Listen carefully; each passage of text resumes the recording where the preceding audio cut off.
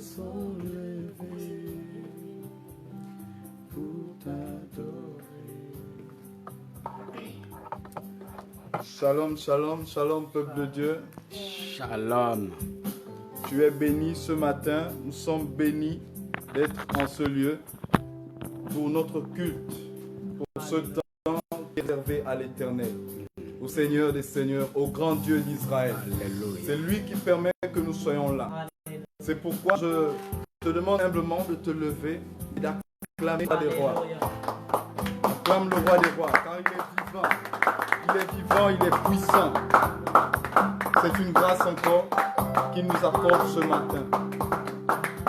Je bénis le Seigneur qui me permet par le canal de son serviteur de me lever pour conduire, qu'il soit élevé ce matin. Nous prions ensemble et disons merci au Seigneur Jésus-Christ pour la force qu'il nous a donnée, pour le souffle de vie qu'il a renouvelé en nous. Pour une seule raison, pour que nous l'élevons ce matin. Bénissons ensemble le Très-Haut. Bénissons ensemble le Seigneur. Merci, Papa, Seigneur, nous te bénissons. vie. Papa, nous te Merci rendons pour la l'honneur, nous force. te rendons la Merci gloire pour la ce santé. matin. Nous te Merci disons pour merci, l'esprit Seigneur de Jésus, vie. parce que Merci tu as pour le réanimé bien, notre pour être la tout mort, entier. sur ma vie, Seigneur, vivre, seulement de pour manger, te louer, pouvoir parler seulement à pour toi. t'accorder ce Merci, temps, seulement pour que ce jour, toi seul puisses tirer gloire de nos vies. Seulement pour que ce temps, toi seul sois Seigneur, élevé et adoré. Que la main Seigneur te revienne, que mère, papa te revienne. Sois béni, Seigneur Jésus-Christ. Sois béni, Dieu puissant, Dieu vivant. Sois élevé, Seigneur. Sois élevé. Je veux encore dire merci parce que le Seigneur a préservé ta nation de beaucoup de choses. Le Seigneur garde notre province. Le Seigneur garde tes enfants, garde ton père, ta mère, tes frères et sœurs. Bénis le nom de l'Éternel. Bénis-le ce matin encore. Papa, je te dis merci. Je te dis merci, Seigneur, parce que tu répands ta grâce, Seigneur, sur mon pays. Parce que tu répands ta grâce, Éternel, sur ma province, sur ma ville. Parce que tu répands ta grâce, Seigneur, sur ma famille. Que tu répands ta grâce, Seigneur, sur mes frères et sœurs, sur mes amis. Sois béni, Seigneur. Sois élevé, Seigneur Jésus-Christ. Sois remercié, Seigneur. Reçois notre reconnaissance pour ton amour et ta fidélité envers nous, envers notre pays, envers nos amis, envers notre famille, Seigneur Jésus-Christ, envers notre province et notre vie. Nous te disons merci, Seigneur Jésus-Christ. Ô grand Dieu d'Israël, nous te disons merci. Il n'y a pas de fidèle comme toi. Il n'y a pas de fidèle comme toi. Nous te disons merci, Papa. Nous te disons merci, Seigneur Jésus-Christ. Nous te disons merci. Nous voulons ensemble nous incliner devant la face de Dieu, lui demander pardon pour toute œuvre qui n'a pas confessé, glorifié son nom. Prions ensemble que le Seigneur nous pardonne et que le sang de Christ vienne nous laver afin que ce matin, nous soyons dignes de nous approcher de lui, que ce matin, nous soyons dignes de rentrer dans sa présence, que nous soyons dignes de recevoir la présence manifeste de l'Esprit au milieu de nous. Prions ensemble, le Seigneur. Papa, nous nous inclinons, nous nous abaissons devant toi, Seigneur. Nous ne sommes pas dignes, Seigneur, de par notre nature humaine, mais Seigneur, par ta grâce, Seigneur, nous venons et nous nous approchons du trône de grâce. Nous nous inclinons, Seigneur, et te demandons pardon, Seigneur, pour nos fautes. Pardon, Seigneur Jésus-Christ, toute fois, Seigneur, où nous avons transgressé ta loi, où nous t'avons attristé, Seigneur Jésus-Christ. Oh Dieu, nous nous inclinons devant toi. Nous reconnaissons, Seigneur, nos erreurs. Nous reconnaissons, Seigneur, notre erreur.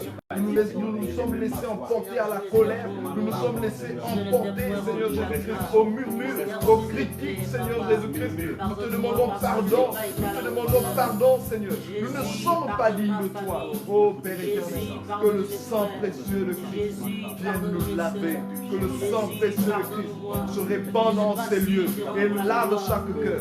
Lave mon cœur, lave mes pensées, lave mon être tout entier. Pour que ce matin, Seigneur, mon adoration, ma louange arrive vers toi. Arrive vers toi. Pour que ce matin, la louange, Seigneur, de ton peuple, de ton église, arrive vers toi, Seigneur Jésus-Christ. Par le moyen du sang de Jésus. Par le moyen du sang de Jésus. Seigneur, sanctifie-nous. Lave-nous encore ce matin. Oui, Seigneur, nous voulons être irrépréhensibles, Seigneur, devant toi. Au nom de Jésus-Christ, Seigneur. Sois béni, Papa. Sois béni. Entièrement, je m'offre à toi. Je m'offre entièrement. Alléluia. Je m'offre à toi. Je m'offre entièrement. Je m'offre à toi. Je m'offre. Encore une fois, entièrement, je m'offre à toi, je m'offre, dis-le encore, entièrement. Offre ton cœur à Jésus, offre ton cœur, ta louange à Jésus ce matin, car il est digne de recevoir, il est digne de recevoir.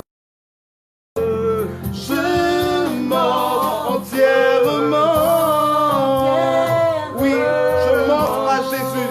Je m'offre à Jésus ce matin. C'est le temps, bien-aimé. C'est le temps, bien-aimé. C'est le moment, bien-aimé, de t'offrir, d'ouvrir ton cœur au roi des rois, au roi d'Israël, le Seigneur des seigneurs. C'est le temps pour toi d'ouvrir ton cœur. C'est le temps pour toi d'élever les linteaux. Pour qu'il fasse son entrée de gloire dans ta vie. C'est le temps, c'est le moment. Oh Dieu, c'est le moment, bien-aimé, c'est le moment. Alors, je t'invite simplement à dire, Seigneur, je m'offre à toi ce matin. Je t'ouvre mon cœur, viens, je t'ouvre mon cœur, viens, je m'offre à toi. Alors élève ta voix. Seigneur, je m'offre à toi. Papa, je m'offre à toi. Ce temps, oui, je m'offre à toi. Seigneur, je m'offre à toi. J'ouvre mon cœur, Seigneur, à ta présence. J'ouvre mon cœur, Seigneur, à ta voix. J'ouvre mon cœur, Seigneur, à ta voix. J'ouvre mon cœur à ton esprit. J'ouvre mon cœur à ta parole. Ce matin, oui, ce matin, je m'offre à toi, oui, Seigneur. Viens dans ma vie. Viens dans ma vie. Je t'appelle, Seigneur. Viens dans ma vie. Oui, je t'invite, Seigneur. Je m'abandonne à toi, Seigneur. Je m'abandonne à toi. Je m'abandonne à toi, Seigneur. Sois béni. Sois élevé, grand Dieu. Sois béni. Sois élevé, grand Dieu. Sois élevé, grand Dieu. Alléluia. Gloire à Jésus-Christ. Gloire à Jésus-Christ, le roi des rois. Bien-aimé, toi comme moi, nous sommes rassemblés pour élever le nom de l'Éternel. Ailleurs, dans le monde, dans le pays, dans notre ville, il y a aussi ceux de la même race que nous qui se rassemblent pour élever le nom de Dieu. C'est pourquoi je t'encourage à prier encore pour les saints qui se rassemblent ce jour pour élever le nom de Dieu. Que chacun dans son lieu de culte expérimente la présence de Dieu, expérimente l'Esprit, expérimente la parole de vie. Ensemble, élevons nos voix pour nos bien-aimés. Oh Seigneur, nous, Seigneur, te prions, Seigneur, pour nos frères, Seigneur, qui sont rassemblés, Seigneur, dans cette vie, dans notre pays, où, Seigneur, ton nom est élevé, Seigneur, en esprit et en vérité, où ton nom est proclamé comme Seigneur, comme Maître, Père éternel, que toi seul te manifestes au milieu de ton peuple, que toi seul te manifestes au milieu de tes enfants, Seigneur, qu'ils sachent qu'ils ont un Dieu sur qui ils peuvent compter, qu'ils sachent qu'ils ont un Maître sur qui ils peuvent s'appuyer, Seigneur Jésus-Christ. Oh Dieu, nous te demandons humblement, Seigneur, d'accompagner nos frères, Seigneur, d'assister nos frères. Nous te bénissons, Jésus. Nous te bénissons, Seigneur. Oh, manifeste-toi. Partout sera invoqué ton nom ce matin. Partout sera invoqué ton nom ce matin. S'il te plaît, Seigneur, manifeste-toi dans ta fidélité, dans ton amour. Seigneur, manifeste-toi. Oh Dieu, manifeste-toi ce matin. Manifeste-toi. Manifeste-toi. Nous avons besoin de toi. Manifeste-toi. Manifeste-toi. Oui. Que ta présence agisse. Nous voulons abandonner ce temps abandonner notre louange, abandonner notre service ce matin entre les mains de l'Éternel, dans la conduite parfaite du Saint-Esprit. Car celui l'excellent, celui qui sait conduire, celui qui sait diriger, c'est lui qui sait inspirer. Alors abandonnons notre service entre les mains de Dieu ce matin, que lui seul influence notre temps. Prions ensemble. Oh Saint-Esprit, nous t'invitons et te laissons toute la place. Nous te laissons la direction de ce moment. Nous te laissons le contrôle de ce moment. Nous te laissons le contrôle de notre louange. Nous te laissons le contrôle de notre adoration. Nous te laissons le contrôle de la parole. Nous te laissons le contrôle de notre temps, de notre rassemblement. Viens et influence. Viens et impacte. Viens et dirige. Parle, commande et règne au milieu de nous, Saint-Esprit. Car tu es le maître. Tu es le maître. Nous te laissons la place. Nous nous écartons totalement et nous te laissons la place. Nous te laissons la place, Saint-Esprit. Nous te laissons la place. Nous te laissons la place. Tu es vivant, Saint-Esprit. Nous te laissons la place. Nous te laissons toute la place. Fais ce que tu veux faire au milieu de nous. Touche, Seigneur, ceux qui sont au bout du fil, qui nous regardent au travers du direct. Touche, visite par la parole, par la louange. Guéris, ranime la flamme, Seigneur, dans les cœurs. Oh, Saint-Esprit, nous te disons merci parce que tu es fidèle. Tu es la force que nous avons. Tu es l'espoir que nous avons. Tu es tout ce que nous possédons. C'est Saint-Esprit. Dirige et contrôle. Dirige et contrôle toutes choses. Dirige et contrôle toutes choses. Saint-Esprit, nous te laissons la place. Nous voulons prier particulièrement pour la parole de vie. Que le Saint-Esprit se manifeste au travers de la parole qui sera relâchée. Que le Saint-Esprit se serve de son serviteur, de son oint, d'une façon particulière par le moyen de la parole. Élève ta voix, bien-aimé. Élève ta voix. Seigneur Jésus, nous t'abandonnons la parole. Tu es la parole. La parole est toi, Seigneur Jésus-Christ. Nous prions que tu te manifestes puissamment. Par Seigneur Jésus-Christ, ta parole, au moyen de ton nom, au moyen de ton serviteur, que tu as établi pour nous conduire, que tu as établi, Seigneur, pour nous parler, Seigneur, de ta part. Par ta bouche, au nom de Jésus-Christ, au nom de Jésus, nous prions que ta parole soit relâchée avec puissance et que des miracles prodiges s'opèrent, que des transformations s'opèrent. Au nom de Jésus ce matin, au nom de Jésus, au nom de Jésus, que seul l'Esprit de Dieu, que seul l'Esprit de Dieu conduise, que seul l'Esprit de Dieu le remplisse, que seul l'Esprit de Dieu se manifeste par sa parole. Ton serviteur a dit que ton ministère ne repose pas sur les discours persuasifs, mais sur une démonstration de puissance et de force, Seigneur Jésus-Christ. Oui, Seigneur, que ce matin, au milieu de nous, il y ait une démonstration de force et de puissance, Seigneur, par ta parole, par ta parole. Parce que cette parole est ta nature et toi, Seigneur Jésus-Christ. Sois encore béni, sois élevé, sois magnifié, sois glorifié. Bien-aimé, je vais te demander d'acclamer le roi des rois, le Seigneur des seigneurs, acclame le roi des seigneurs, le Seigneur des seigneurs, le Seigneur des seigneurs, le Dieu vivant, le roi d'Israël, le seul maître que nous avons, le véritable Dieu, le véritable Dieu, le véritable Dieu. Acclame-le. Alléluia. Acclame-le. Nous t'acclamons, Jésus. Le seul est digne. Alléluia. Le seul est digne de louange. Le seul est digne de louange. Voyez le seul qui est digne de louange. Le seul est digne de louange. Alléluia. Gloire à Jésus. Amen. Nous voulons chanter un chœur, un cantique très puissant. Il est le Dieu de miracles. Celui qui sauva Daniel de la fosse au lion, Jonas du poisson géant. Il ressuscita Lazare de la mort. Ce qu'il fera pour toi, ce qu'il fera pour moi ce matin par son esprit. Il est le Dieu de miracles. Il est le Dieu de miracles. Il est le Dieu de miracles. Il est le Dieu de miracles. Il est le Dieu. Il est le Dieu de miracles.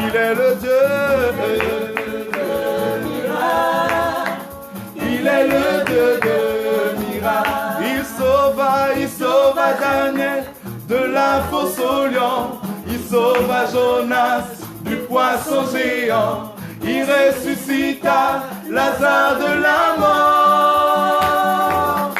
Il est le Dieu de miracles. Il sauva Daniel de la fosse au lion. Il sauva Jonas du poisson géant. Il ressuscita Lazare de la mort.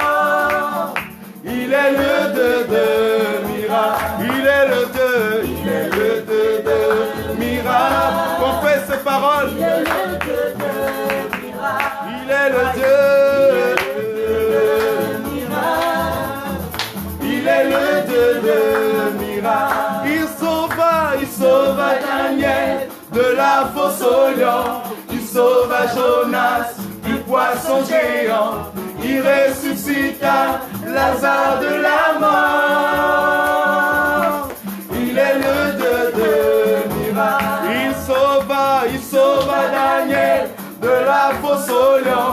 Il sauva Jonas du poisson géant. Il ressuscita Lazare de la mort. Il est le Dieu de miracles. Acclame Jésus.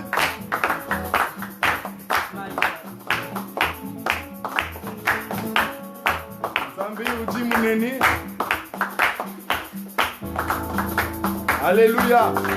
On acclame Jésus. On acclame Jésus, le roi des rois. Il est grand, il est fort, il est puissant.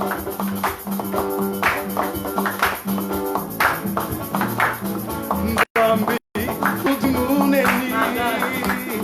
Zambi, Ujimuneni. Oh, alléluia. Oh, alléluia. Ujimuneni Zambi. Oh, alléluia. Ujimuneni Zambi. Oh, alléluia. Avanirengisi Diotunu Mavara Murima Miebasina Kembo. Avanirengisi Diotunu Mavara Murima Miebasina Kembo. Oh Nzambe. Oh alléluia. Ujimuneni Nzambe. Oh alléluia. Ujimuneni Nzambe. Oh alléluia. Ujimuneni Nzambe. Oh alléluia. Ndetupinza ubunajela, ndetupinza ubunajela Nzambe. Ujimune. Oh alléluia. Oh alléluia. Oh alléluia. Oh alléluia. Oh alléluia. Ujimuneni. Zambi, Ujimuneni. Zambi, Ujimuneni. Zambi, Ujimuneni. Zambi, Ujimuneni Zambi. Ujimuneni Zambi. Ujimuneni Zambi. Ujimuneni Zambi. Acclame Jésus, acclame.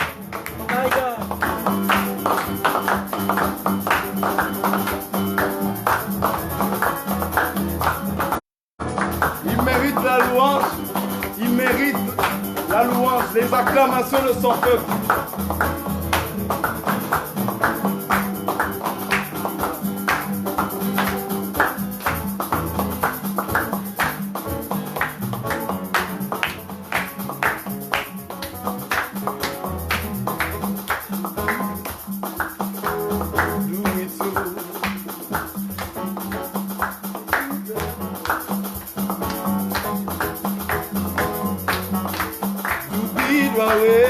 Foué,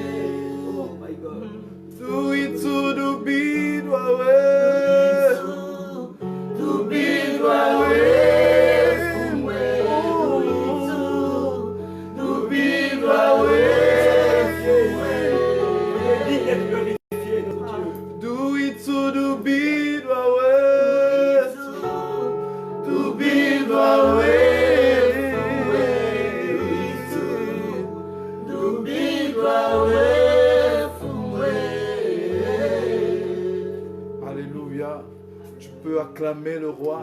Tu peux l'acclamer. Acclamer le roi. Le Dieu puissant. Le Dieu puissant. Le Dieu puissant. Il est sans pareil. Il est sans pareil. Il est si géant. Ce qu'il dit, sa main l'accomplit. Ce que sa bouche déclare, sa main l'accomplit. Ses œuvres sont dignes d'un grand Messie. Ses œuvres sont dignes d'un grand Messie, d'un grand roi. Oui, Seigneur. Nous t'élevons, oui Seigneur, nous t'adorons parce que tu es grand, parce que tu es grand, tu es Alpha, tu es Oméga, le commencement et la fin. Seigneur, tu es le grand Dieu d'Israël, le Dieu en qui nous avons cru, par qui nous avons le salut, par qui nous avons la vie. Nous te bénissons Seigneur, nous t'adorons, Seigneur. Tu es si puissant, ton nom est si grand, tu es sans pareil, tu es si géant, car tout ce que tu dis, ô Seigneur, s'accomplit. Tout ce que tu fais est digne d'un grand Messie. Tu es si puissant. Tu es si puissant. Déclare ces paroles. Ton nom est si grand. Tu es sans pareil. Il n'y a personne comme Jésus. Tu es si géant. Tout ce qu'il dit, sa main l'accomplit. Tout ce que tu dis, Alléluia. Ô Seigneur, s'accomplit. Et ses œuvres sont grandes et excellentes. Tout ce que tu fais est digne d'un grand Messie. digne d'un grand Messie. Tu es si puissant. Tu es si puissant. Déclare ces paroles, déclare ces paroles. C'est par lui que nous avons le salut. C'est par lui que nous avons la guérison. C'est par lui que nous avons le miracle. C'est par lui que nous avons la grâce. Par le nom de Jésus-Christ. Alléluia. Tout ce que tu dis, Aïe. ô Seigneur, Le fidèle des fidèles. Sa parole finit toujours par s'accomplir. Parce qu'il est fidèle. est digne d'un grand Messie. Tu es si puissant. Tu es si puissant. Ton nom. Ton nom est si grand. Oh, Tu es sans pareil. tu es si géant. Tu es si géant. Tout ce que tu dis. Tout ce que tu dis, Ô Seigneur, ô Seigneur, s'accomplit. Tout ce que tu fais est digne d'un grand Messie. Tu es Alpha. Tu es Alpha. Tu es Oméga. Oméga. Tu es Alpha. Appelle l'Alpha dans ta vie. Appelle l'Alpha dans ta vie ce matin. Pour qu'il commence et pour qu'il achève ton histoire. Pour qu'il commence et qu'il termine ton histoire. Appelle l'Alpha. Tu es Alpha. Le seul Dieu qui est capable de faire Tu toutes es choses. Alpha. Tu es Oméga. Oméga. Tu es Alpha. Tu es Alpha. Tu es Oméga. Oméga. Tu es Alpha.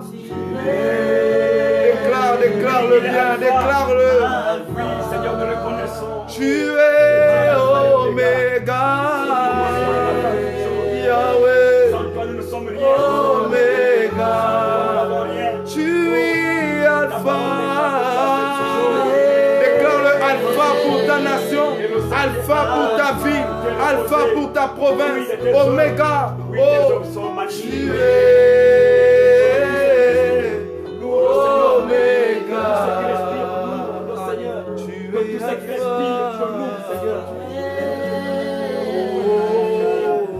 Alpha.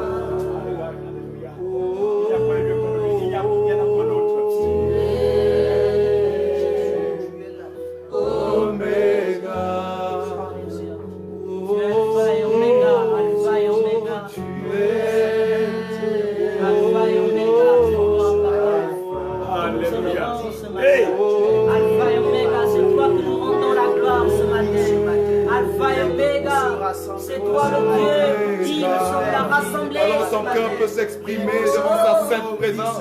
Ton cœur peut s'exprimer devant le trône de gloire. Tu peux dire quelque chose à ton Dieu. Tu peux dire quelque chose à ton Seigneur ce matin.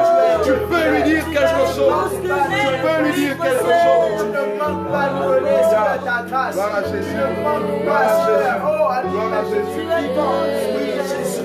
Rien que pour cela, Seigneur, tu es déjà alpha. Ah oui, il est l'alpha et l'oméga. Rien que pour Tu peux lui dire quelque chose. rien que pour ce rassemblement ce matin, tu es déjà alpha et l'oméga. Oh oui, Seigneur, rien que pour le souffle de vie, Seigneur, nous respirons ce matin. Tu es digne d'un grand Messie. Nous t'élevons, Seigneur. Nos mains restent levées, Seigneur, ce matin, pour t'élever. Oui, Seigneur. Nos mains se lèvent pour t'élever. Seigneur, toi, tu ne fais exception de personne. Oh, ton amour n'a ni nombre ni variation. Car tu nous aimes tels que nous sommes. Oui, Oh, Seigneur. alléluia. Merci pour ton amour dans nos vies. Merci pour ta fidélité dans nos vies, Seigneur. Levées. Alléluia.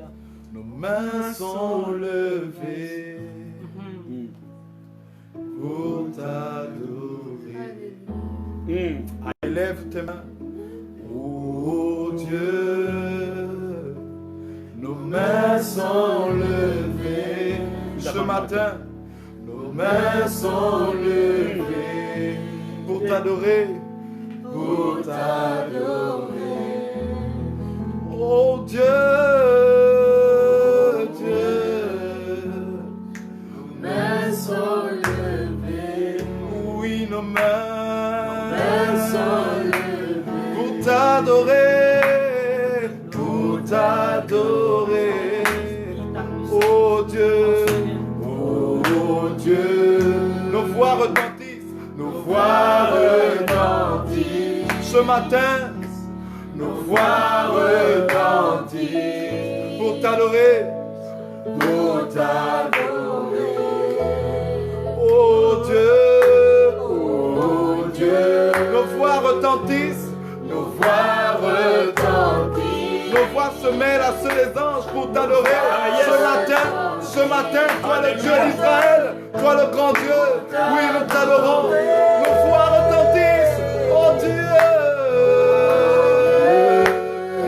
Retentissent, oui, nos voix retentissent, oh, pour t'adorer, Oh, car yes. il n'y a personne, de comparable à toi, de comparable à toi, il n'y a personne,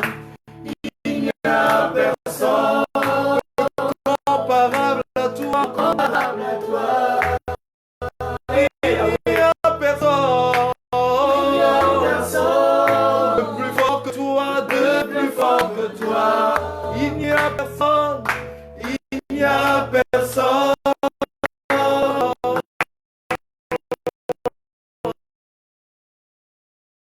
plus fort que toi, il n'y a personne.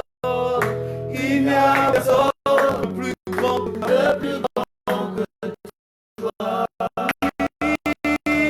Il n'y a personne. Il n'y a personne que toi. Il n'y a personne. De plus saint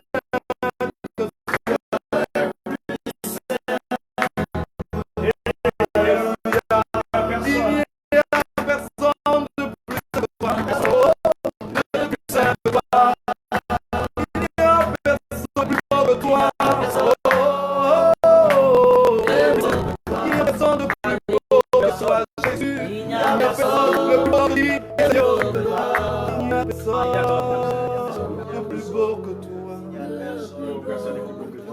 Acclame le plus beau d'entre les vies. Acclame le Seigneur qui est venu élever et adorer Jésus. Acclame-le. Acclame-le. Acclame-le. Alléluia. Alléluia. Acclame le Seigneur. Alléluia. Merci parce que tu es présent. Alléluia. Merci parce que tu es là. Alléluia. Alors, nous recevons la parole.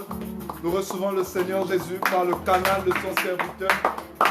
Je te prie d'acclamer le Seigneur. Alléluia, alléluia, alléluia, alléluia. Shalom, shalom. Alléluia. Amen, amen, amen. Est-ce qu'on peut s'asseoir un instant? Amen. Oh, alléluia. Il est vivant. Bien-aimés, ce n'est pas un hasard qui nous réunit en ce lieu. C'est Dieu lui-même qui a bien voulu que nous soyons là. Alléluia. Amen. Pour partager sa parole ensemble. La Bible déclare que l'homme ne vivra pas seulement de pain, mais de toute parole qui sort de la bouche de Dieu. Amen. Et sa nourriture, c'est sa parole. Alléluia. Amen. Donc, sois-toi vraiment, sens-toi libre et que nous disposons notre esprit, notre cœur et tout notre être à écouter le message que Dieu nous donne ce matin. Alors donc, le thème de ce matin, le titre du message, c'est la plénitude du Saint-Esprit. La plénitude du Saint-Esprit. Vous vous souvenez que le dimanche dernier, dimanche de Pentecôte, dimanche de la moisson, dimanche de Pentecôte, nous avons reçu la parole qui nous a parlé de l'effusion du Saint-Esprit, parce qu'il était clair que il n'était pas possible de commencer le travail spirituel, sans pour autant avoir reçu le Saint-Esprit. Alléluia. Et Jésus-Christ était très conscient de ça, parce que la bataille n'était pas une bataille charnelle, mais ça devait être une bataille spirituelle. Jésus a commencé à faire, et nous allons poursuivre son œuvre. Son œuvre qui consiste à gagner les âmes. Amen. Mais seulement, il y a quelqu'un qui n'aimerait pas qu'on gagne les âmes, qui est l'ennemi de Jésus-Christ. Nous ne parlons pas de lui ce matin, mais nous savons qu'il y a une bataille. Amen. Pour arracher les âmes qui sont déjà acquises à l'autre et les ramener à Jésus-Christ. Voici notre mission. Et cette mission ne peut être possible que par le Saint-Esprit. Amen. En tout cas, l'Église devait être consciente de cette réalité-là, que le travail n'est pas charnel. Et d'ailleurs, les armes avec lesquelles nous combattons ne sont pas charnelles, mais elles sont spirituelles par la vertu du Saint-Esprit. Alléluia. Amen. Donc voilà pourquoi est-ce que nous voulons encore ce matin exposer par rapport à ce titre, la plénitude du Saint-Esprit. Alors donc on a vu que à la Pentecôte, il y a eu effectivement effusion du Saint-Esprit, parce que la promesse a été accomplie. Amen. Amen. Les 120 disciples qui avaient persévéré, parce qu'au départ, je disais qu'ils étaient nombreux, il y avait plus de 500 personnes, mais quand ils ont vu que l'attente était longue, plus ou moins longue, et beaucoup se sont désolidarisés. Beaucoup ont quitté la chambre haute. Parce que Jésus-Christ n'avait pas dit que le Saint-Esprit devait arriver dans tant de jours ou dans tant de mois. Tout comme nous attendons l'enlèvement de l'Église, n'est-ce pas? Mais beaucoup sont aussi en train de quitter les rangs de Jésus-Christ. Ils se disent, mais cet enlèvement-là, son retour-là, c'est quand ça devient très long, depuis plus de 2000 ans. Mais la Bible déclare que si Jésus traîne, c'est pour que tu sois gagné. Amen. C'est pour que ton père soit gagné, amen, pour que ta soeur soit gagnée, pour que ta mère, qui n'a pas encore accepté le Christ, soit gagnée. Sinon, pour Dieu, 1000 ans, 1000 ans sont comme un jour, et un jour, c'est comme 1000 ans. En fait, la promesse ne tarde pas. Mais il attend que l'Église se révèle au monde. Il attend que l'Église gagne encore un peu plus de personnes pour la cause du royaume de Dieu. Amen. Amen. Donc ce travail-là, on doit le faire en collaboration avec le Saint-Esprit. C'est pour cela qu'on avait parlé de la Pentecôte. Cette Pentecôte-là, ce n'était plus la moisson agricole en tant que telle, mais c'était plutôt l'effusion du Saint-Esprit qui était venu envahir, remplir les 120 disciples qui attendaient dans la chambre haute. Alors, c'est quoi la plénitude du Saint-Esprit? Ça, c'est très important. Il ne faut pas être trop pressé. Nous avons toujours l'habitude de dire que souvent les chrétiens s'arrêtent au niveau du baptême. C'est-à-dire que quelqu'un a reçu Jésus-Christ comme Seigneur et Sauveur dans sa vie, et puis il dit, pasteur, allez-y me baptiser. On baptise la personne, et puis la personne s'arrête là. Il dit, celui-là est un chrétien incomplet. Si tu t'arrêtes là, tu es un chrétien, comment? Incomplet. Parce qu'il manque encore une étape cruciale. C'est celle du baptême du Saint-Esprit. Il faut que ce soit réel dans ta vie. Parce que si tu n'es pas baptisé du Saint-Esprit, tu vas un jour déposer les armes. Parce que la marche n'est pas naturelle, elle est surnaturelle. Est-ce qu'on se comprend bien? Amen. Ça sont les bases du ministère. Bien aimé, si tu veux faire le ministère, il faut que cette réalité-là entre dans ta vie. J'ai reçu Jésus-Christ comme Seigneur et Sauveur dans ma vie. J'avais cette soif-là d'accepter Jésus. Et ensuite, j'ai manifesté le désir d'être baptisé pour témoigner publiquement que j'ai quitté le monde et j'ai fait partie du camp de la grande famille de Christ par le baptême. Alléluia. Et c'est pourquoi vous voyez que le symbole du baptême, c'est quand on nous plonge dans l'eau, nous mourons avec Christ, et quand nous nous relevons, nous ressuscitons avec Christ en nouveauté de vie. Et c'est pour cela qu'on dit que toutes les choses anciennes sont passées, voici toutes choses sont devenues nouvelles. Donc ça veut dire que le changement doit être réel. Le changement doit être comment? Réel. Visible et palpable. Donc on ne peut pas te plonger et quand tu sors de l'eau, on voit que finalement Jean-Martin, mais sa vie, c'est comme avant. C'est comme avant. Ça, c'est un plongeon inutile. C'est un bain inutile. Et lorsqu'on sort de là, de l'eau, maintenant, nous devions aspirer au baptême du Saint-Esprit, si et seulement si ça n'a pas été fait. Et j'ai envie de nous signifier ici qu'on peut aussi recevoir le baptême du Saint-Esprit bien avant le baptême d'eau. Ça, c'est possible, n'est-ce pas? Nous avons vu Corneille avec ses gens. Ils ont été baptisés. Quand Pierre est arrivé, il a prié pour eux. Ils ont été baptisés. Il a dit, mais ils sont baptisés du Saint-Esprit. Qu'attendons-nous pour les plonger dans l'eau, n'est-ce pas? Alléluia. Amen. Alléluia. Amen. Donc, ce sont les étapes qu'il ne faut pas négliger. Il ne faut pas négliger cela. Et quand tu es baptisé du Saint-Esprit, toi-même tu le sais. Le Saint-Esprit le sait. L'Église aussi peut aussi le savoir.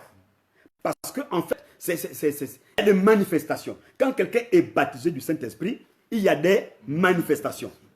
Donc, c'est quoi la plénitude? La plénitude, il y a beaucoup de définitions. Toi, tu peux donner ta définition. Nous voulons d'abord peut-être lire quelques passages. On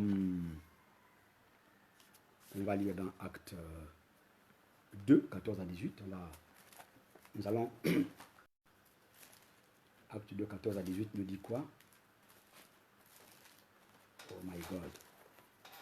Avant donc de donner des définitions, on va nous rafraîchir la mémoire avec quelques passages. Acte 2, verset 14 jusqu'au verset 18 dit ceci.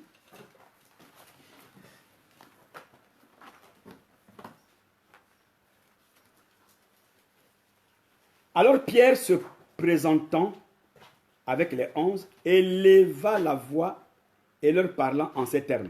Hommes juifs, et vous tous qui séjournez à Jérusalem, sachez ceci et prêtez l'oreille à mes paroles. Ces gens ne sont pas ivres comme vous le supposez, car c'est la 3e heure du jour. Mais c'est ici ce qui a été dit par le prophète Joël. Dans les derniers jours, dit Dieu, je répandrai de mon esprit sur toute chair. Vos fils et vos filles prophétiseront, vos jeunes gens auront des visions et vos vieillards auront des songes. Oui, sur mes serviteurs et sur mes servantes, dans ces jours-là, je répandrai de mon esprit et ils prophétiseront. Alléluia. Amen. Vous voyez qu'en fait, donc, ce jour-là, le jour de la Pentecôte, vous voyez qu'il y avait beaucoup de personnes qui étaient arrivées pour célébrer cette fête, mais il y a eu un événement inédit. On a vu des gens qui ont parlé qui parlaient des langues étrangères, et les gens ont qualifié les disciples des personnes qui déliraient, qu'ils avaient bu le vin. Alors, en réalité, ils n'avaient pas bu le vin. Et Pierre a essayé de défendre, de leur expliquer ce qui était arrivé. Que non, nous n'avons pas bu le vin, mais seulement que nous étions dans la salle et la promesse qui a été faite a été accomplie. Donc, nous voyons que les langues de feu, n'est-ce pas, se sont déposées, des langues de feu se sont déposées sur les 120 qui étaient présents ce jour-là. Et Paul, qui connaissait aussi les Écritures, les a aussi ramenés dans les livres, dans la parole de Dieu, en disant, Dieu a dit, regardez vous-même que Dieu a dit, que dans les derniers jours, je répandrai de mon esprit sur toute chair. Pourquoi êtes-vous si étonnés? C'est l'esprit de Dieu qui est répandu sur nous. Alléluia. Et avec tout ce qui suit. Donc les visions, les songes, le parlant en langue, les rêves, la prophétie, tout ça sont des choses qui accompagnent le Saint-Esprit, qui accompagnent la parole de Dieu. Amen. Amen. Donc, c'est quoi la plénitude? La plénitude, c'est que nous manifestons la plénitude, c'est quand nous sommes libres. C'est-à-dire que le Saint-Esprit nous remplit, le Saint-Esprit vient en nous, et il nous remplit, et nous sentons une certaine liberté. Donc, quand le Saint-Esprit vient, il nous rend libres d'agir. Il agit souverainement en nous. Le Saint-Esprit vient agir souverainement. Il agit dans toute sa liberté. Il vient faire quoi? Il occupe notre âme, notre esprit et nos pensées. Le Saint-Esprit occupe aussi nos pensées. Donc quand il nous remplit, en réalité, il nous donne les bonnes pensées qui viennent de lui. Si tu dis que tu es rempli et tu as encore le désir d'aller te suicider, c'est que le Saint-Esprit n'est pas là. Si tu as le désir d'aller t'enlever la vie, c'est que c'est le démon qui t'a rempli. Ce n'est pas le Saint-Esprit. Alléluia. Amen. Oui, parce que Satan aussi peut remplir quelqu'un. Mais ce matin, nous cherchons la plénitude du Saint-Esprit. La plénitude, c'est quoi? C'est l'expression de cet agissement libre. Le Saint-Esprit agit librement en toi. Donc, il fait quoi?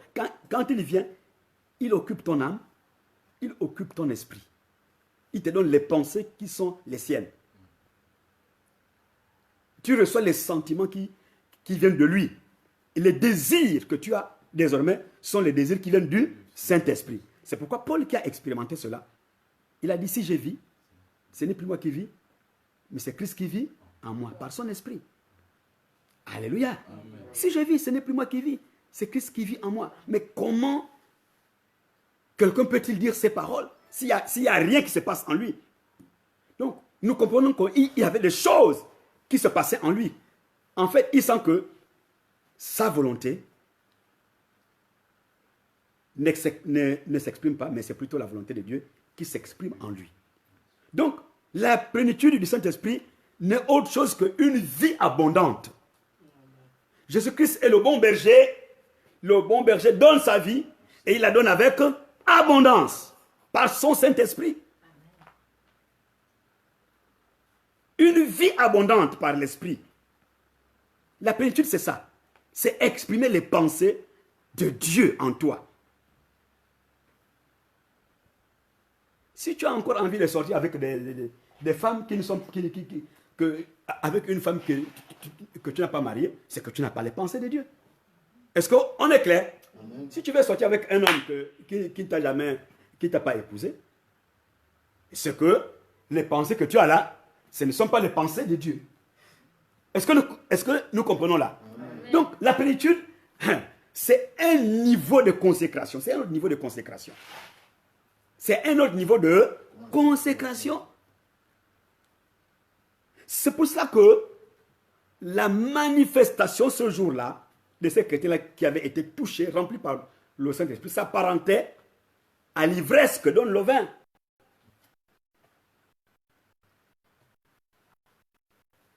Mais sauf que l'ivresse que donne le vin t'avilit, ridiculise. Alors que l'ivresse que donne le Saint-Esprit te positionne en haut, fait voir les choses du royaume, te montre les vertus de Dieu. Alléluia.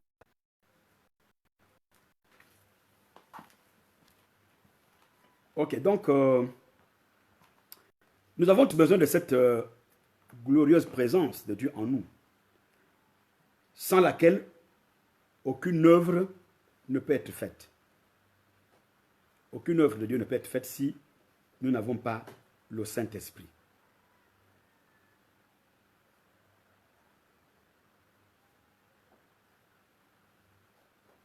Et Dieu a dit que dans les derniers temps, dans les derniers jours, il va répandre de son esprit sur toute chair.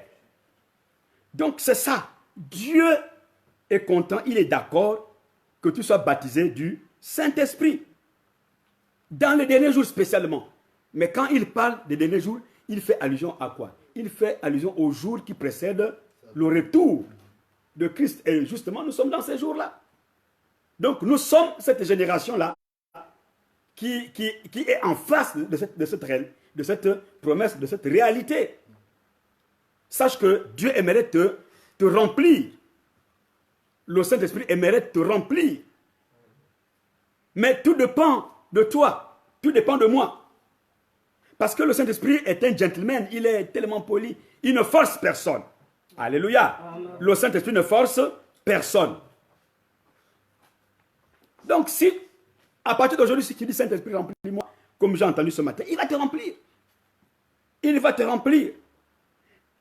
Et tu feras des choses plus grandes que celles que Jésus a faites. Donc c'est pour ça que ce matin, beaucoup se posent la question, mais comment faire pour être rempli? Parce qu'effectivement, le Saint-Esprit, quand tu es rempli, il y a des charismes qui s'expriment en toi. Il y a des dons qui se manifestent.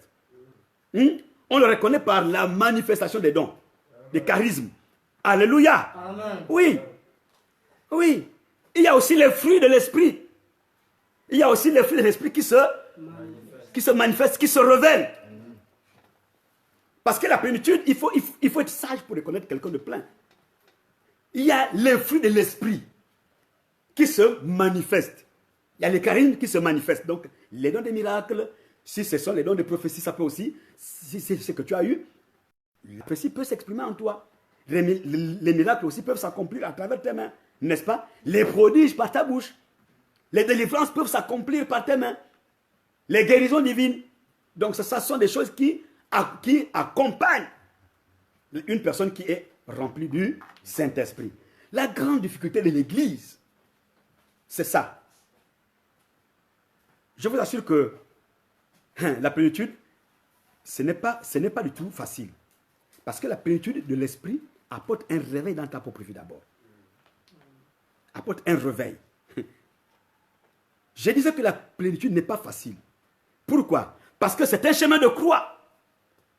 Pourquoi est-ce que la plénitude n'est pas facile? Pourquoi ce n'est pas facile d'être rempli? Parce que c'est un chemin de croix. Ça exige un certain nombre de dispositions. Ça exige un certain nombre de disciplines. Les gens désordonnés ne peuvent jamais être remplis du Saint-Esprit. Les gens qui mènent une vie désordonnée ne peuvent jamais être remplis du Saint-Esprit. Ce n'est que quand on est plein que les dons s'expriment. Il faut bien m'écouter. Prenons Acte 13. Acte 13, on nous parle de l'apôtre Paul. Et qu'est-ce qui se passe? Regardez ce qui a été dit. Allons-y dans Acte chapitre 13.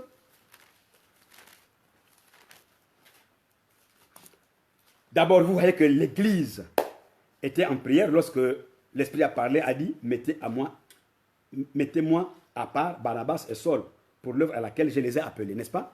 L'Église était en prière. Et Paul et Barnabas ont été mis à part. Donc, ont reçu une certaine consécration. Ils ont été mis à part pour l'œuvre à laquelle Dieu les a appelés. Donc, ils étaient approuvés. Mais c'était quand? Après avoir jeûné et prié, n'est-ce pas? Après avoir jeûné et prié. On nous dit au verset 3, nous sommes dans Acte 13, verset 3. Alors, après avoir jeûné et prié, ils leur imposèrent les mains et les laissèrent partir. Donc, Barnabas et Saul, envoyés par le Saint-Esprit, descendirent à celui-ci, et de là, ils s'embarquèrent pour l'île de Chypre. Arrivés à la Salamine, ils annoncèrent la parole de Dieu dans les synagogues des Juifs. Ils avaient Jean pour aide. Ensuite, ayant traversé toute l'île jusqu'à Paphos, ils trouvèrent un certain magicien, faux prophète, juif, nommé Bar-Jésus, qui était avec le proconsul Sergius Paulus, homme intelligent. Ce dernier fit appeler Barnabas et Saul et manifesta le désir d'entendre la parole de Dieu. Mais Elimas, le magicien, car c'est ce que signifie son nom, leur faisait opposition, cherchant à détourner la foi du proconsul. Alors Saul, appelé aussi Paul, rempli du Saint-Esprit, alléluia. Amen. Paul, comment? Rempli du Saint-Esprit, fixa les regards sur lui et dit, homme plein de toute espèce de ruse et de fraude, fils du diable, ennemi de toute justice, ne cesseras-tu point de pervertir les voies droites du Seigneur? Maintenant voici, la main du Seigneur est sur toi. Tu seras aveugle et pour un temps, tu ne verras pas le soleil. Aussitôt, l'obscurité et les ténèbres tombèrent sur lui et il cherchait en tâtonnant des personnes pour le guider. Alors, le proconsul, voyant ce qui était arrivé, crut, étant frappé de la doctrine du Seigneur. Alléluia. Amen. Nous voyons ici que Paul a été d'abord rempli du Saint-Esprit avant que ce miracle-là s'accomplisse, n'est-ce pas? Amen. Il a été d'abord comment? Rempli du Saint-Esprit. C'est pourquoi la Bible dit Paul, rempli du Saint-Esprit. Mais si vous voulez voir les charismes s'accomplir, s'exprimer dans votre marche, dans votre ministère, il faut aspirer à la plénitude du... Il faut. C'est pourquoi des fois quand nous faisons les délivrances, certains démons résistent. Parce que nous nous présentons devant ces démons-là étant à moitié. Et parfois même vides. Étant à moitié et parfois vides. Il faut bien comprendre cela. Quand tu veux monter dans le domaine de la prophétie, bien aimé, il faut que tu améliores ta capacité de méditer. Il faut que tu améliores ton temps de prière. Alléluia. Amen. Tout comme les autres dons. Il n'y a que dans cette dimension-là que tu peux voir Dieu agir en toi. Il faut que tu sois plein. Si tu es vide ou à moitié, ça va être difficile. Alléluia. Amen. Oui. Il faut que tu sois plein. Ça veut dire que de temps en temps, on peut se vider. Quand on parle de remplissage, ça veut dire qu'à un moment donné, on peut se vider. C'est pour cela qu'il faut une constante discipline. C'est pourquoi nous parlons de chemin de croix. Que ce n'est pas facile de vivre dans la plénitude. C'est pourquoi on dit que c'est un chemin de croix. La première chose, c'est apprendre à renoncer à soi-même. C'est-à-dire que affirmer la voix de tes pensées pour laisser les pensées du Saint-Esprit te traverser. Il faut apprendre à faire taire tes désirs de foi. Les désirs qui ne sont pas conformes avec la parole de Dieu. Il faut apprendre à faire quoi? À les faire taire. Il faut aussi faire taire la voix du diable. Alléluia. Amen. Ah! Satan peut te parler. Il peut te parler. De toute façon, tu entendras toujours la voix du diable. Parce que les tentations sont toujours en face. Les tentations sont toujours là, n'est-ce pas? Mais la Bible dit que Dieu ne nous laisse pas tenter au-delà de nos forces. Donc nous avons la force. Donc si nous sommes induits en erreur ou si nous tombons, ça veut dire que quelque part nous aussi, nous avons coopéré avec l'ennemi. Nous avons coopéré. Donc nous enseignons ici les bases d'un ministère réussi. Il ne faut pas dire que mais dans notre église, il n'y a pas les miracles, il n'y a pas assez. Non, c'est toi qui dois faire les miracles. Parce que toi aussi, tu es un élément qui est appelé à faire les miracles. La Bible dit, tous ceux qui l'ont reçu,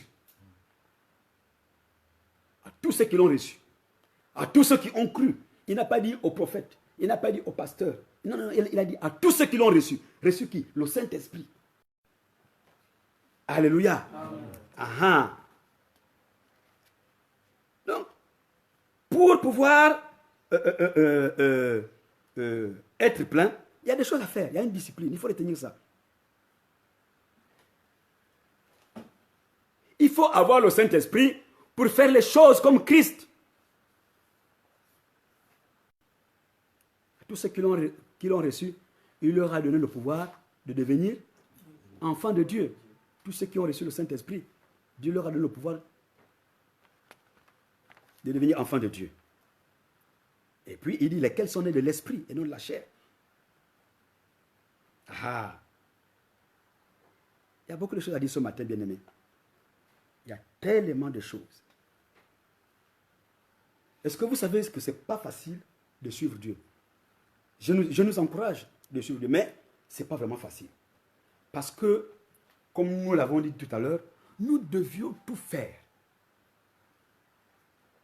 pour laisser la place au Saint-Esprit. Nous devions tout faire pour nous abandonner totalement au Seigneur. Voilà, voici le problème de l'Église.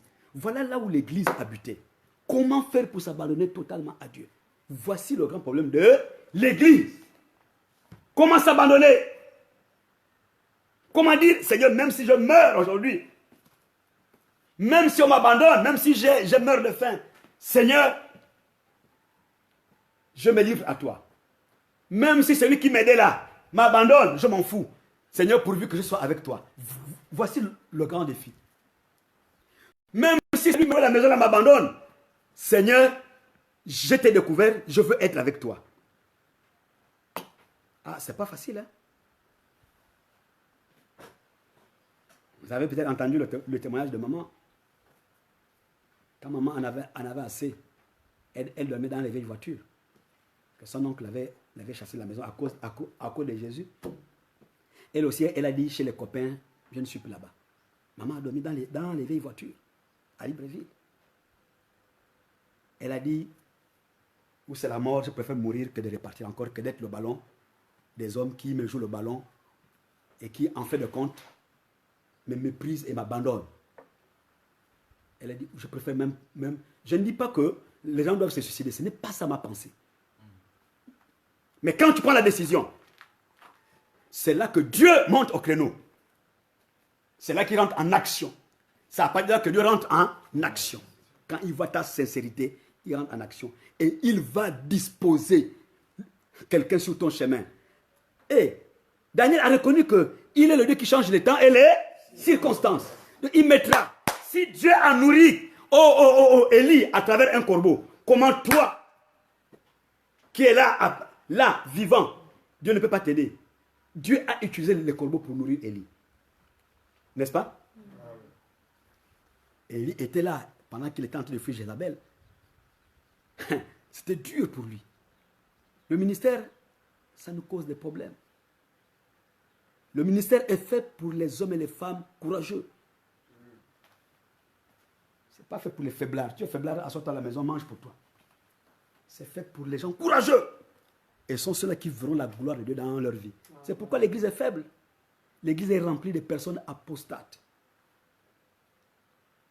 Des religieux qui n'ont jamais expérimenté une vie avec Dieu. La souffrance. Je vous dis, maman, son oncle a dit, bon, parce que son oncle s'attendait que c'est une grande femme, il faudrait qu'elle se débrouille, elle amène un sachet, frère. Bon, elle passe la journée dehors, bon, il y a un homme qui lui tue une aiguille. Prend un morceau de tissu. Elle a une aiguille, un morceau de tissu. Elle a commencé à coudre les habits à la main. Pas avec une machine à coudre. Et quand elle a commencé à coudre comme ça, elle vendait ces habits-là, qu'elle cousait à la main. C'est pas à la machine, non, à la main. Tu fais une petite culotte pour les enfants, à la main. Elle va vendre. Bien-aimé, ne nous trompons pas. On ne peut pas se tromper. Bien-aimé, le Saint-Esprit doit te remplir. Si tu veux voir la gloire de Dieu dans ta vie, le Saint-Esprit doit te remplir. Si tu veux faire des miracles, si tu veux pécher avec une puissante onction, le Saint-Esprit doit te remplir. Si tu veux prophétiser et dire les profondeurs de Dieu, tu dois être rempli du Saint-Esprit. Vous voyez, Paul a libéré, on dit Paul rempli du Saint-Esprit. Il y avait quelqu'un qui voulait embrouiller le proconsul, le proconsul avait soif d'entendre la parole de Dieu. Mais un magicien, un semeur de troubles, était venu pour empêcher. Paul l'a discerné. Il a dit, fils du diable, qui es-tu pour pervertir les voies droites du Seigneur? Sur le champ, il a frappé d'aveuglement. Il tâtonnait. Et quand le proconsul a vu ça, il dit, non, là, celui-là, il a quelque chose que tout le monde n'a pas. Celui-là, il a quelque chose que tout le monde n'a pas. La plénitude du Saint-Esprit t'apporte quelque chose que les autres n'ont pas.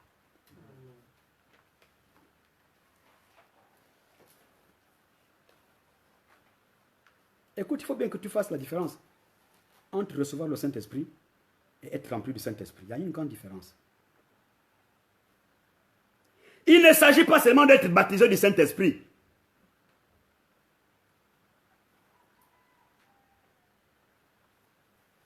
Il faut rechercher continuellement la plénitude. Pourquoi? Parce que les Corinthiens étaient baptisés du Saint-Esprit. L'église de Corinthe était une église remplie des dons de l'Esprit, n'est-ce pas? La Bible en fait mention. C'était une église qui était au top en ce qui concerne quand les gens chantaient. Oh, le don de chant, c'était... tu pouvais dormir. Quand les chantres étaient là en train de chanter, oh. C'était au top. Les miracles s'accomplissaient. Oui.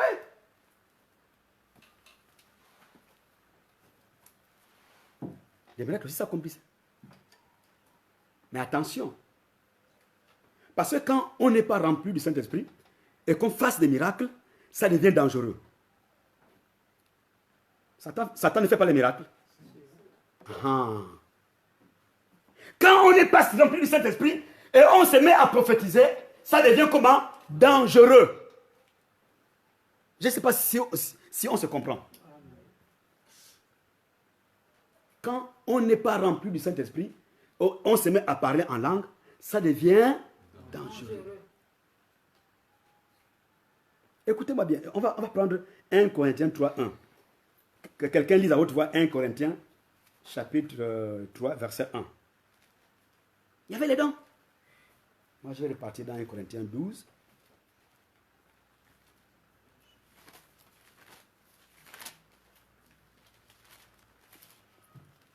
« 1 Corinthiens 3, verset 1. » La parole de Dieu. Oui. 1 Corinthiens 3, verset 1. Oui. Pour moi, frère, ce n'est pas comme à des hommes spirituels que j'ai pu vous parler, mais comme à des hommes charnels, comme à des enfants en Christ. Amen. Amen.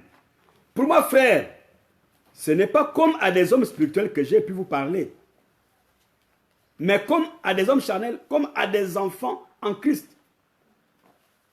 Et lorsqu'on continue les deux autres versets, on dit ceci: je vous ai donné du lait, non de la nourriture solide, car vous ne pouviez pas la supporter.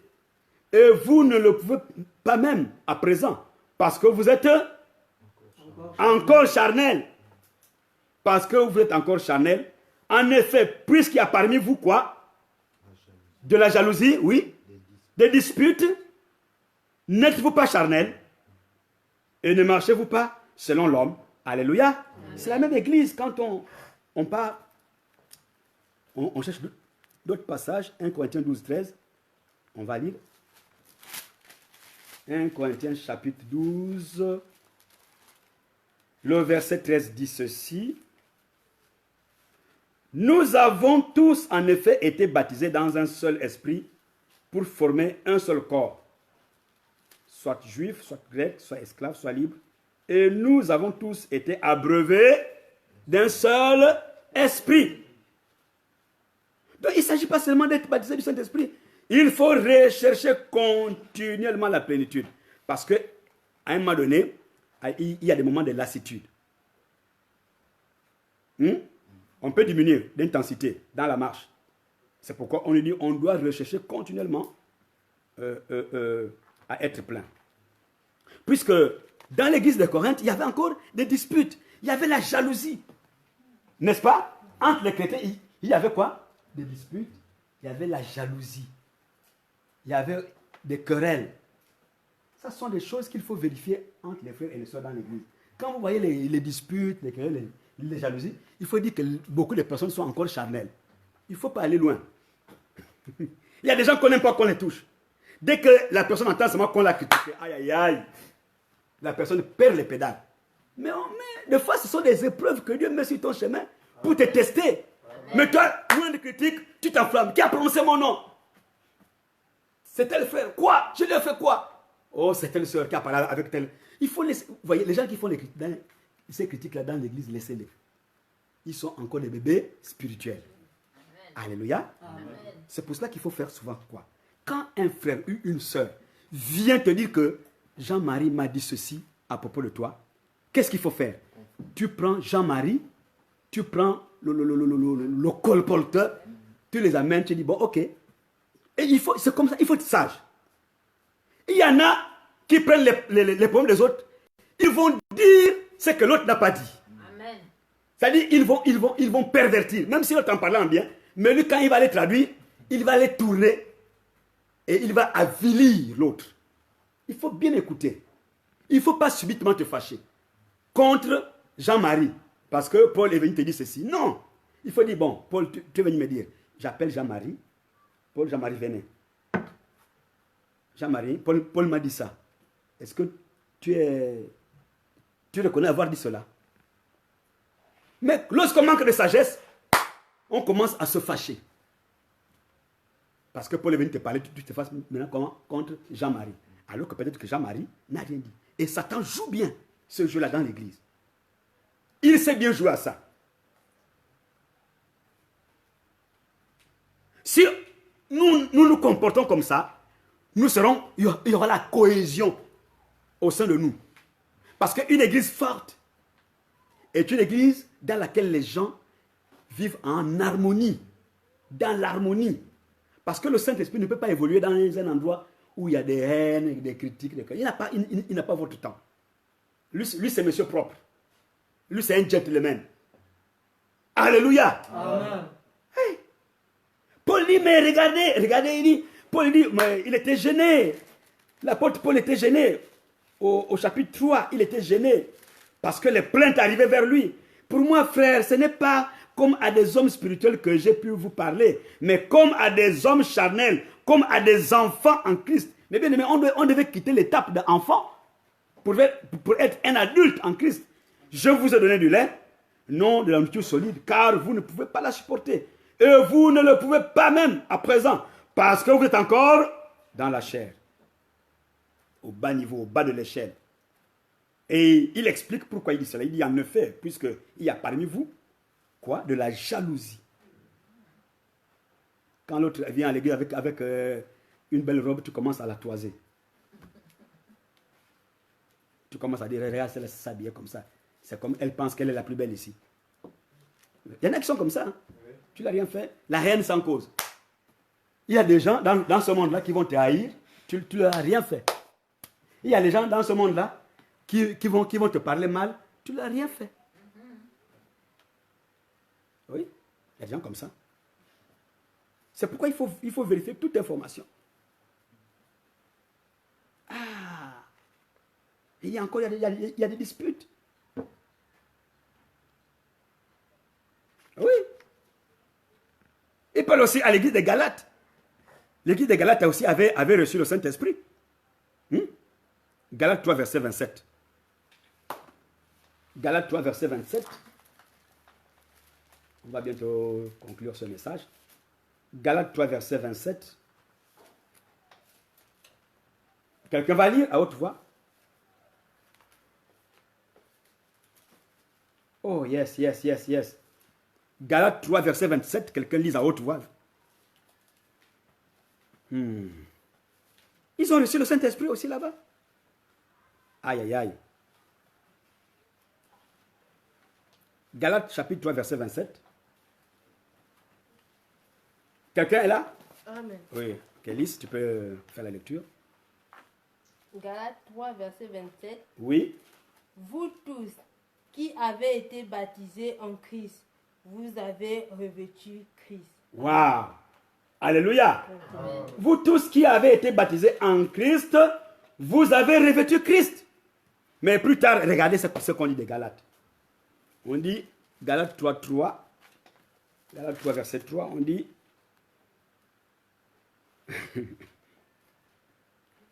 Êtes-vous tellement dépourvus de sens, après avoir commencé par l'esprit, voulez-vous maintenant finir par la chair? Il y a des gens qui commencent par l'esprit et qui finissent par la chair. Vrai ou faux? Oui, tu vas le voir zéler dans l'église. Ah, un grand feu. Bien, cette soeur-là. Oh, la soeur-là, vraiment. Oh, le frère-là. Oh, vraiment, c'est un modèle, c'est un exemple. Mais après, tu vois seulement l'ampoule qui diminue. Oh, comme une coupure d'électricité.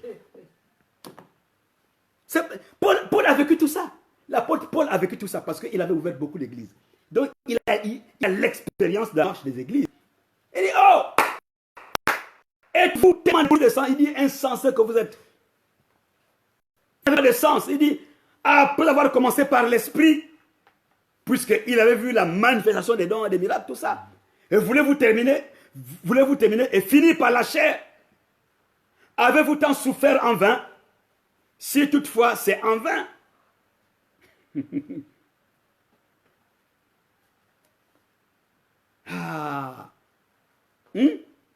Galates 4, verset 1, verset 11.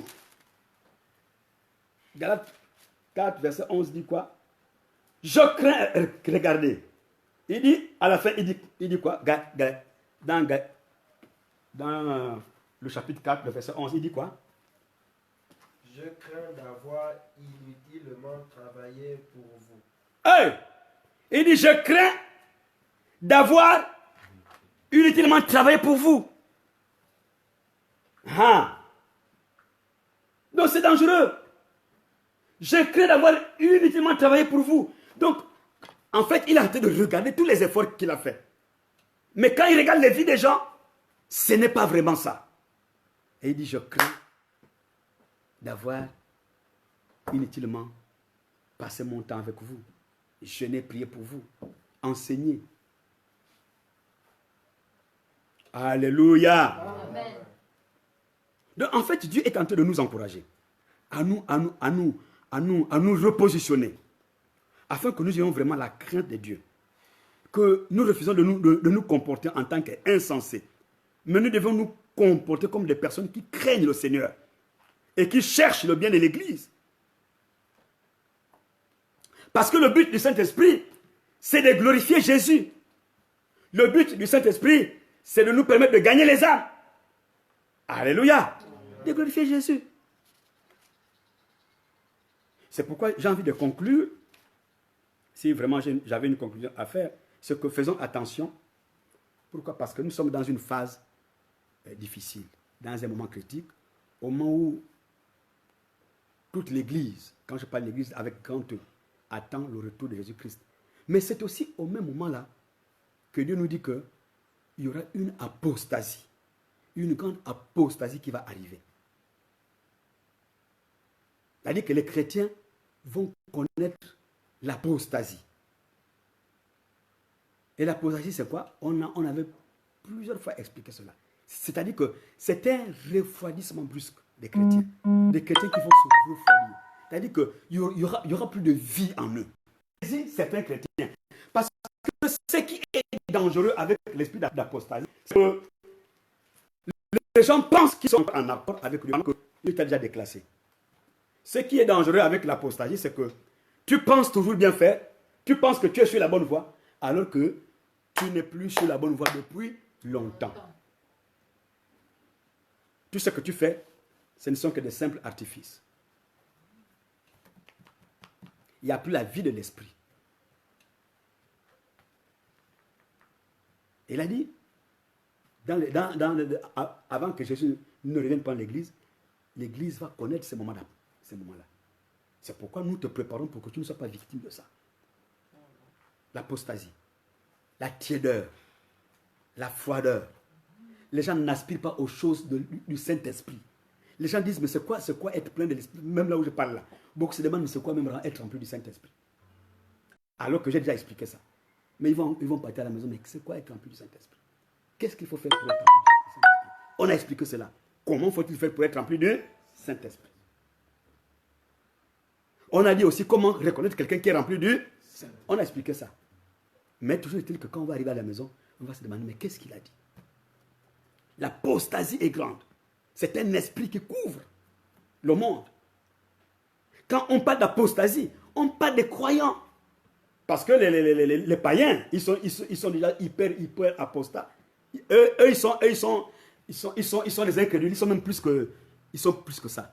Je dis ici que le danger de l'apostasie, c'est que tu crois être en Jésus-Christ. Or, tu n'es plus. Tu chantes. Parce qu'un apostat, il peut chanter, il peut faire des miracles, il peut faire ceci, mais Dieu n'est plus avec lui. Dieu n'est plus avec lui. Ou bien Dieu n'est plus avec elle. Un apostat peut t'insulter. Après le culte, là, vous partez dehors, tu lui manques de respect, t'insultes. Un apostat, il suffit qu'il apprenne que tel m'a dit ceci, il commence à t'insulter, même par le WhatsApp, il va t'envoyer des injures. Oui. On reconnaît les apostats facilement. Quand il y a une épreuve, on les reconnaît. Bien aimé, si tu lui manques de respect, il peut t'amener devant le procureur. Il peut t'amener devant le procureur. Il peut t'amener devant les païens. Les apostats, on les reconnaît comme ça. Ils sont dans l'église. Quand tout va bien, ils sont tout mignons. Calmes. Mais le jour où tu as un problème avec lui ou bien avec elle. Tu dirais, mais ça c'est le frère là qui chantait aussi bien. Ça c'est le frère là qui dansait comme ça. Ça c'est la soeur là qui chantait comme ça. C'est elle qui est comme ça. C'est l'apostasie. La tiédeur, la froideur. En fait, les apostats, ils sont assis dans la tradition. Dans la tradition. Donc, on fait les choses par mécaniquement maintenant. Il n'y a plus l'esprit. On fait les choses par habitude maintenant. Il n'y a plus l'esprit. Il n'y a plus l'esprit. L'esprit est parti de plus. Ils connaissent la Bible. Hein? Ce n'est pas le fait de connaître la Bible. Ce n'est pas le fait de bien chanter. Ils connaissent la parole. Peu importe.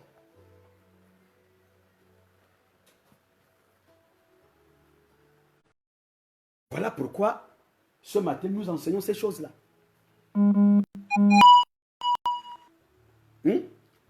N'est-ce pas? Amen. Avant le retour de Jésus-Christ, n'est-ce pas, l'Église va connaître l'apostasie, non? Amen. La tiédeur, la froideur. Or, Jésus dit quoi? Que si tu es tiède, je te vomirai. Voilà.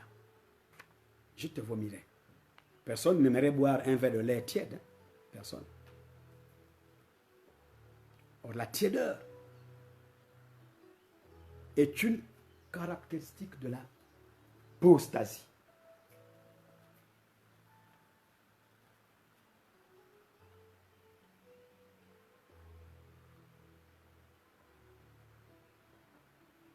Et si tu veux exprimer les charismes dans cet état-là, on va se douter, mais les miracles, les gens verront les miracles. C'est pourquoi dans l'église, il ne faut jamais chercher les miracles.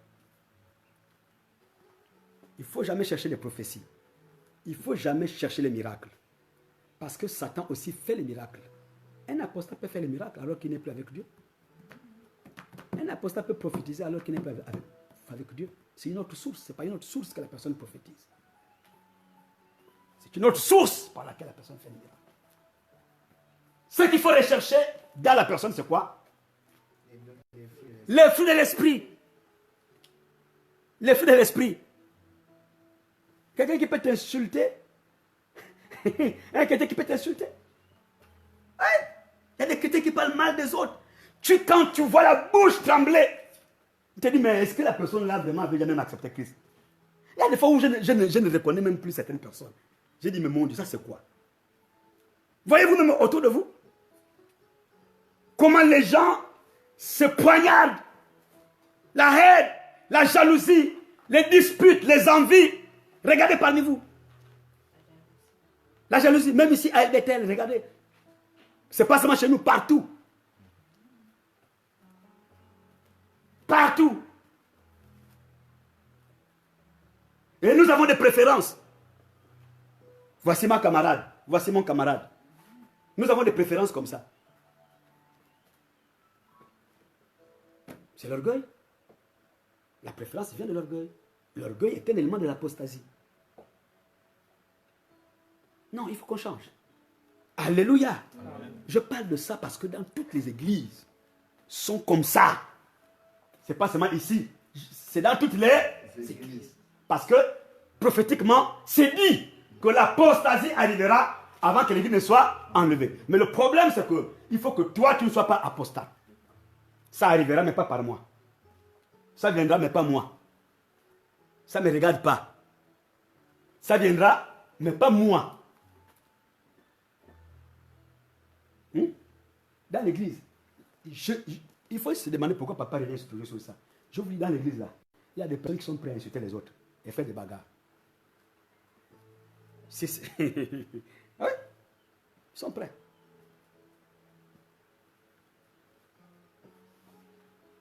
Donc, le Seigneur nous encourage ce matin que s'il n'y a pas la plénitude, la marche est impossible.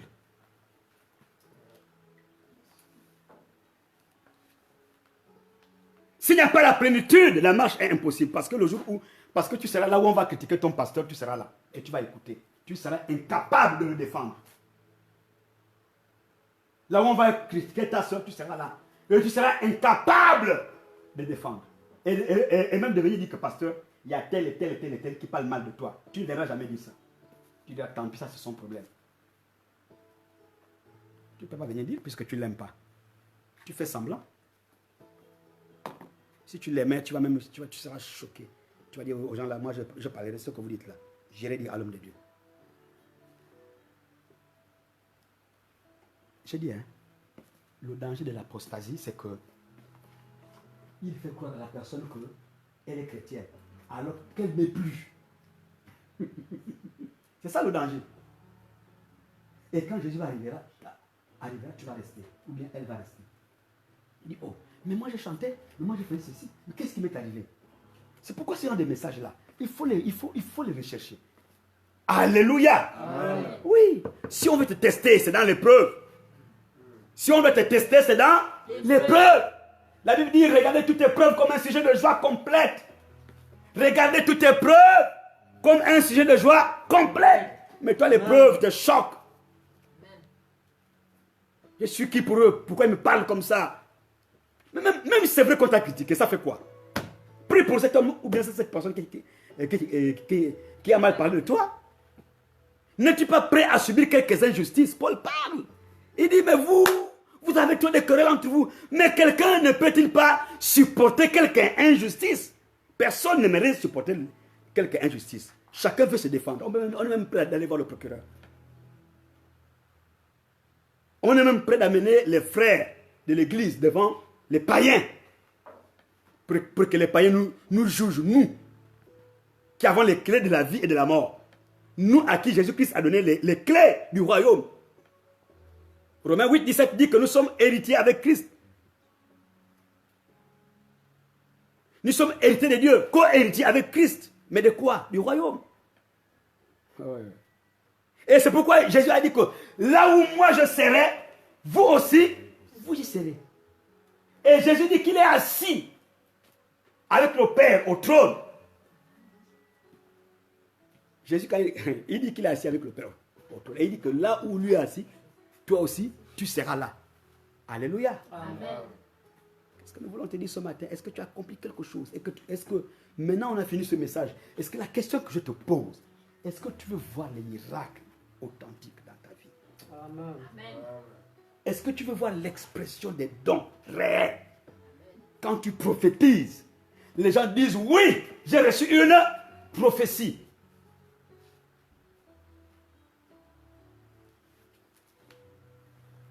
Quand tu vas dire, frère Jess, hier après-midi, tu étais à Minzanzela avec quelqu'un qu'on appelle Simon. Voilà ce que vous avez fait. Mais Dieu me dit que cet homme-là aimerait que tu lui prêches la parole. Va, repars chez lui. Tu ne l'as pas fait. Ça, on appelle ça la prophétie. Jess reconnaît, oui. J'étais avec eux.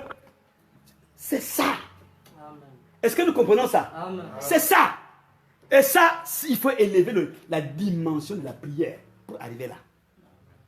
Oui. Oui. Regardez Samuel. Quand Samuel parle à Saül, il lui dit quoi? Dans Samuel chapitre 10. Samuel dit à Saül quoi? L'esprit de prophétie, c'est un esprit puissant. Alléluia. Qu'est-ce qu'il lui dit? Parce que nous parlons de ça. Je n'ai pas envie de rallonger ce message, mais c'est important. Samuel Samuel prophétise, non? Regardez, quelle est la caractéristique du prophète? Samuel parle. D'abord, il parle à Saül, il dit aujourd'hui, après m'avoir quitté, tu trouveras 2 hommes près du sépulcre de Rachel, sur la frontière de Benjamin, à Tel-Tsak. Ils te diront, les hommes là que tu vas rencontrer là, oh my God, ils te diront, les ânesses que tu es allé chercher sont retrouvées. Donc ça c'est l'autre là, c'est Samuel qui parle à Saül, que quand tu vas me quitter là, tu vas rencontrer 2 personnes. Et ces personnes-là, ils vont te dire que ce que toi tu cherchais là, c'est déjà retrouvé. Qu'est-ce que vous constatez là? Qu'est-ce que nous constatons? Que Dieu parle, n'est-ce pas? Il y a une profondeur. Parce que moi je vais vous dire que le diable guérit. Le diable prophétise. Dieu guérit et Dieu prophétise. Comment savoir maintenant? Quand tu n'es pas rempli du Saint-Esprit. Et quand nous ne sommes pas remplis du Saint-Esprit. Même toi-même, par qui ces choses-là arrivent. Parce qu'on va prier à un moment donné pour que les ministères puissent encore monter de plus en plus. On va faire des séminaires. Mais il faudrait qu'on nous prépare en nous donnant les enseignements de base. Qu'est-ce que vous constatez? Voici l'homme de Dieu, il parle au futur roi. Il vient de le rendre et puis il dit, bon, mais quand on va se séparer là, en fait, il lui fait découvrir ce qui est devant, n'est-ce pas?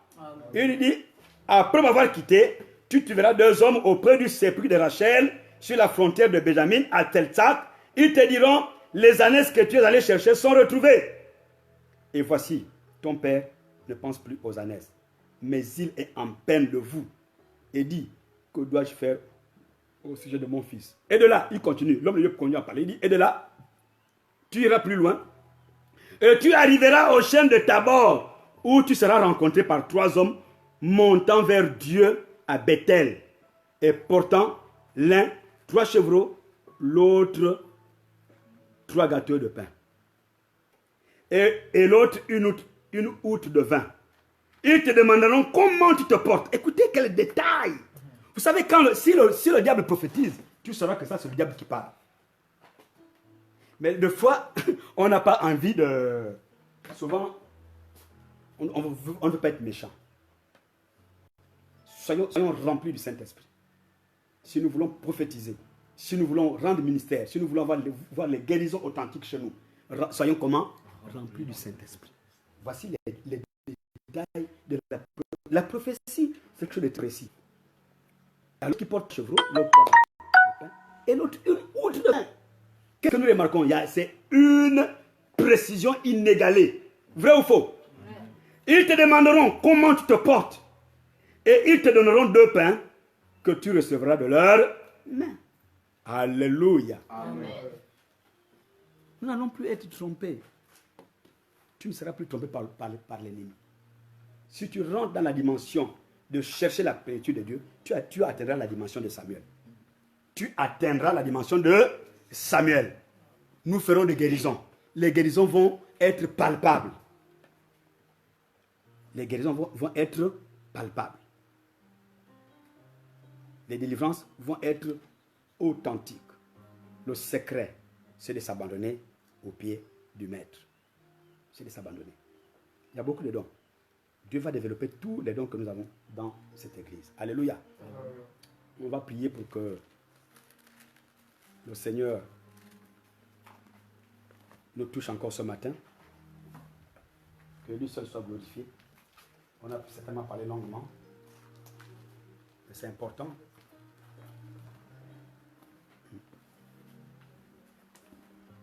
On va remercier le Seigneur pour son message.